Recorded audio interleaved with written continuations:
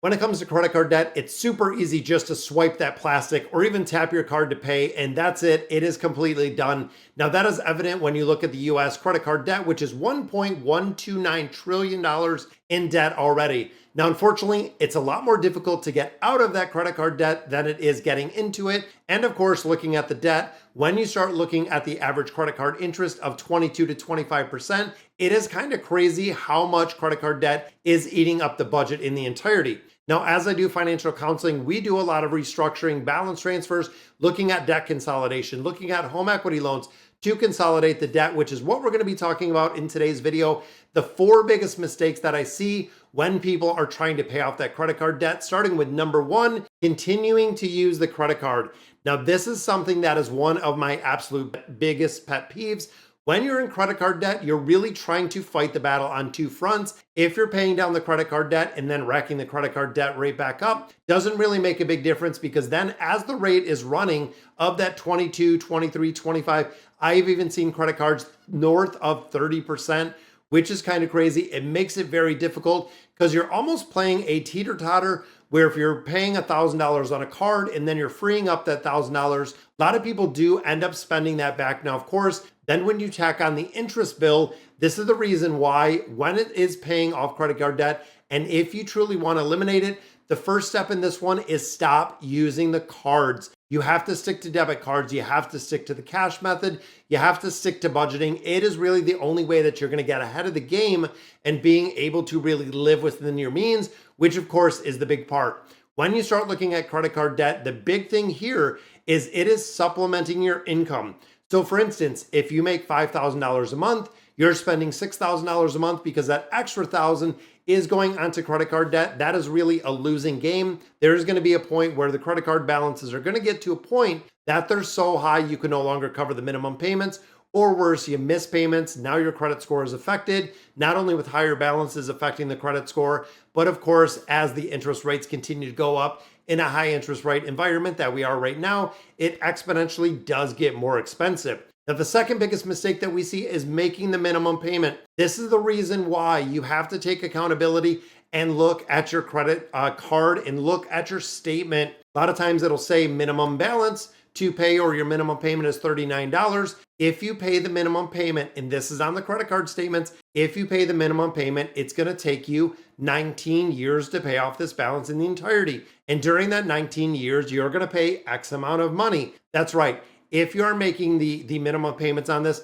it really makes a big difference if you step it up and you're paying more than that minimum. Now, of course, to do this, we recommend one of 2 methods, which we'll discuss. Number 1 being the debt snowball. Now, this is the old school debt snowball method. Dave Ramsey, so listing your credit card balances from the lowest balance to the highest balance, and then systematically working from the top to the bottom, eliminating debt as you go. Psychologically, this makes the most sense because you can actually see the elimination of debt as you're paying more than the minimum payment, as you're really consolidating and paying those down. Now, for instance, let's say you have 5 different credit cards. The very first one, as soon as that one is gone, and of course, you're pushing every extra penny you have towards those payments. As soon as that first one is eliminated, you can actually roll that payment down, knocking out the second one, third, fourth, and fifth, and of course, so on and so forth, depending on how many you have. Now, the other methodology behind this is the debt avalanche method. So this does it a little bit different when you're listing them from the high to low. You're not really concerned with the balances, but you're more concerned with the interest rates that you do have on those cards. So if you have a card that is at 30% and a card that's at 20%, that 30% is going to get all of the extra payments, all of the extra money is going to be focused on that one.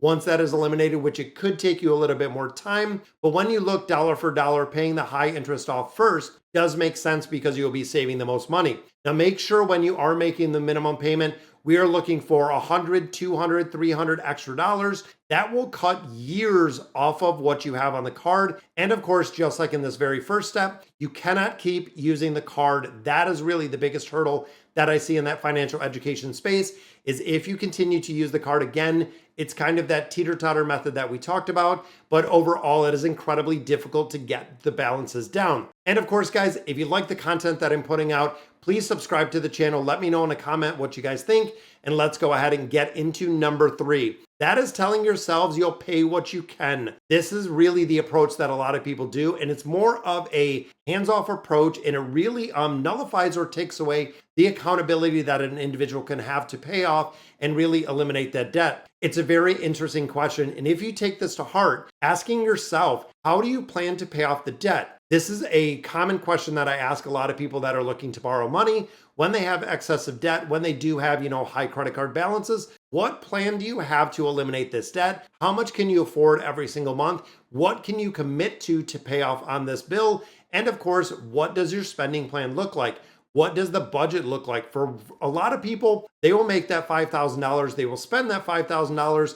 I can make the minimum payment because it's within my budget. I can pay what I can, and that is where it is stuck, and that is where it is left. If you're committing yourself, let's say again, the payment is $39. If you're committing yourself to paying $100 every single month, it is going to make a big difference because that $100 is going to be almost tripling up on those payments, meaning the balances are going to come faster. If you have extra money, let's say your salary, but you get a bonus, you get a tax refund, you get anything, contributing more money to debt is never a bad idea. When you start looking at that 25% interest, that is a guaranteed return. When you're putting more money on there, you're getting a 25% return on that card because you are eliminating debt. Not only are you improving your credit score by putting more money on there, you're helping out your debt to income ratios, and you're really eliminating that debt. Once the debt is gone, you have a lot more money to allocate other places, whether it's vacation, emergency fund, even if it is saving for retirement, whatever it is, you have more money that is available. And the final one we look at, number 4, relying on balance transfers. This is a very, very useful tool, but again, going back to my very first step, it doesn't work for a balance transfer at all. It doesn't work for a consolidation loan at all if you continue to use the credit card debt. Fundamentally, you have to change the spending patterns to change what you're spending on those cards. Now, a lot of cards do have the 0% intro APR. We've seen it for 15 months, 18 months, 24 months, but of course they do come with an upfront balance transfer fee. Now, majority of individuals do have the best intention when it comes to paying this off and really getting rid of it.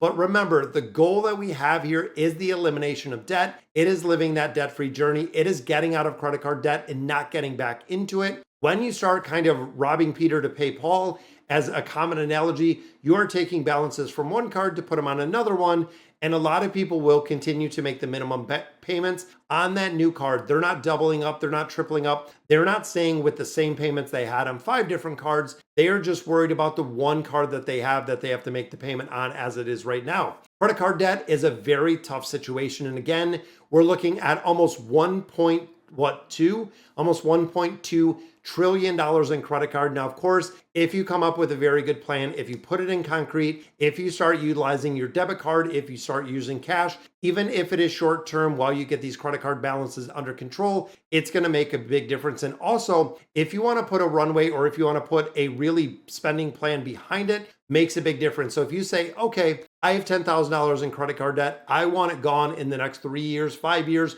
whatever your time frame is going to be, you can systematically make a plan with X amount of dollars, mathematically looking at how you can execute it and at what point you want that credit card debt to be gone. But of course, that is without using additional credit cards, because when you start getting the cycle and when it does make it super easy, and that's what they do. When you think of using your card, using the tap pay, using the chip, using it online, every place is storing your information.